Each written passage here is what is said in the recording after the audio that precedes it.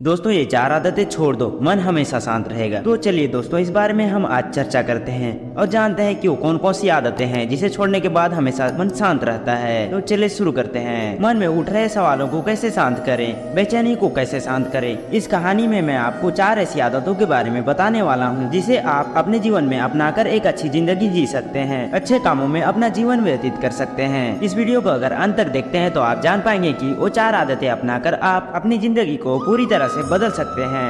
तो चले शुरू करते हैं। ये 4 आदतें छोड़ दो, मन हमेशा शांत रहेगा। एक बार किसी राज्य का राजकुमार महात्मा बुद्ध के पास आता है और वह महात्मा बुद्ध से कहता है, आप हमेशा कहते रहते हैं कि ध्यान करो, लेकिन मेरे लिए ध्यान करना तो दूर की बात है। मैं कुछ समय के लिए अपनी आंखें बंद करके शांति से भी बैठ नहीं पाता हूँ। मेरा मन इतना बेचैन रहता है कि यह हर समय कुछ न कुछ सोचते रहता है। मैं जब भी ध्यान करने बैठता हूँ तो मेरे अंदर विचारों का तूफान आने लगता है। लोगों के बारे में सोचकर अपने जीवन की बीती घटनाओं के बारे में और अपने भविष्य के बारे में ऐसी ही ना जाने कितने सारे अजीबोगरीब विचार लगातार मेरे मन में आते रहते हैं। मैं इन्हें रोकने की बहुत कोशिश करता हूँ, लेकिन जब मैं इन्हें रोकने में असफल हो जाता हूँ तो मैं ध्यान को तोड़कर बैठ जाता हूँ। इतनी बातें कहने के बाद वह महात्मा बुद्ध की ओर देखता है और कहता है, बुद्ध आप मेरी इस समस्या का कोई समाधान बताएं। बुद्ध ने कहा, मैं क्या समाधान बता सकता हूँ, सोचो तुम्हारा ही मन है, लेकिन यह तुम्हें कुछ देर तक आंखें बंद करके भी बैठने नहीं देता। इतना आजाद कर रखा है तुमने इसे।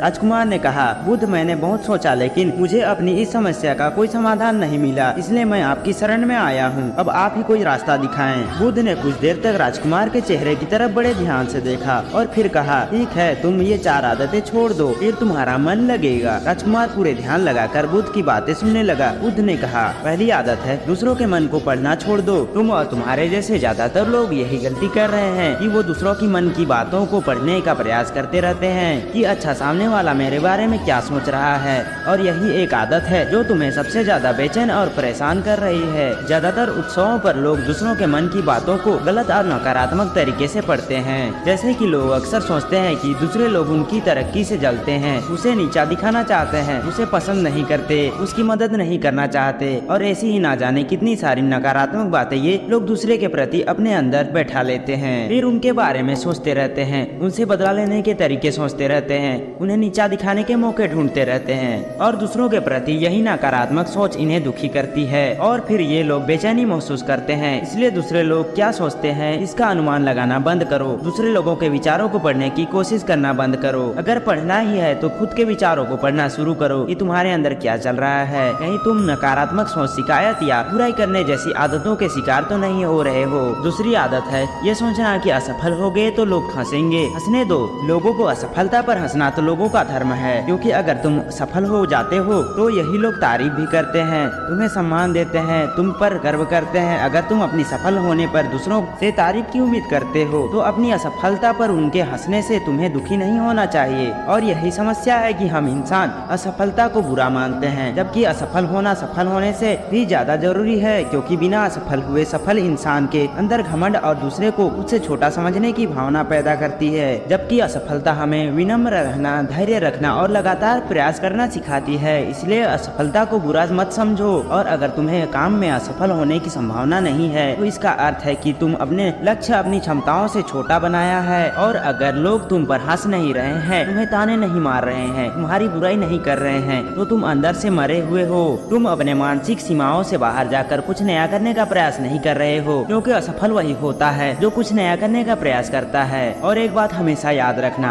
अगर तुम्हारे अंदर असफल होने का साहस नहीं है तो तुम कभी भी बड़ा लक्ष्य हासिल नहीं कर सकते हो। इसलिए असफल होने और लोगों के हंसने से डरना बंद कर दो। तीसरी आदत है समय को काटना छोड़ दो। लोगों को लगता है कि वो समय को काट रहे हैं, लेकिन असल में समय हर बार उन्हें काट रहा है। लोगों के द्वारा समय को व्यर्थ के कामों में बर्बाद करने का केवल एक ही कारण है, और वह यह है कि उन्हें लगता है कि उनके पास बहुत समय है, जबकि सच्चाई यह नहीं है, क्योंकि उनसे पहले वाले लोगों को भी यही लगता था कि उनके पास बहुत समय है, लेकिन उन्हें पता नहीं चल पाया कि कब समय बीत गया और उनका बुलावा आ गया। और जब तक उन्हें अपनी गलती का एहसास हुआ तब तक समय उनके हाथ से निकल चुका था। बस पश्चाताप रह गया था कि सारा जीवन व्यर्थ के कामों में बर्बाद कर दिया, और फिर वो चले गए इस दुनिया से बिना खुद को जाने, बिना इस जीवन की सच्चाई को समझे। इसलिए जब तक यह जीवन है इसे अच्छे कामों में लगाओ, खुद को जानने में, दूसरों की मदद करने में, लोगों को सही राह दिखाने में, मानवता के कल्याण में। और दूसरी बात, समय को बर्बाद करने से आज तक किसी को खुशी नहीं मिली। हालांकि समय काटने से तुम्हें क्षणिक खुशी महसूस हो सकती है, लेकिन जब तुम्हें होश आता है और तुम देखते हो कि कितना सारा समय बर्बाद किया जा चुका है, तब तुम्हें खुद पर क्रोध आता है और तुम पश्चाताप के भाव से भर जाते हो।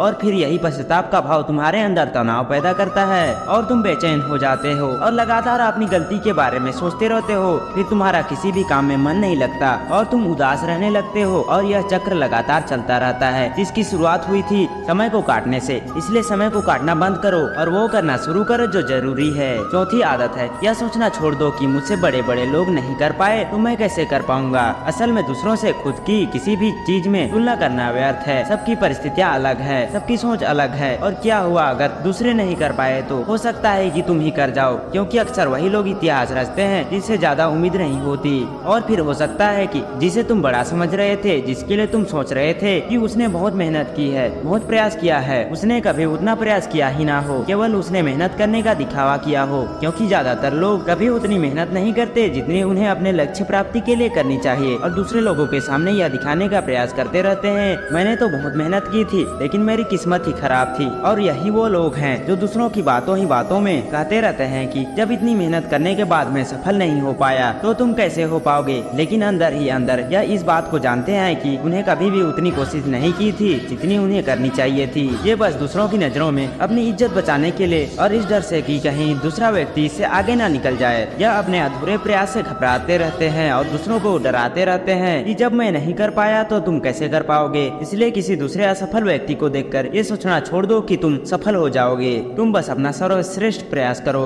और बाकी समय पर छोड़ दो। बुद्ध ने आगे कहा, अगर तुम ये 4 आदतें छोड़ देते हो तो तुम्हारा मन एकदम शांत हो जाएगा और फिर तुम जहाँ चाहो वहाँ मन लगा सकते हो। इतना कहकर बुद्ध मौन हो गए और राजकुमार को भी समझ आ चुका था कि उसे क्या करना चाहिए। उसने मन ही मन उन 4 आदतों को छोड़ने का निश्चय किया और बुद्ध का धन्यवाद कर वहाँ से चला गया। दोस्तों, इस कहानी से क्या शिक्षा मिली कमेंट में जरूर बताइएगा और अपने दोस्तों के साथ जरूर से शेयर करिएगा।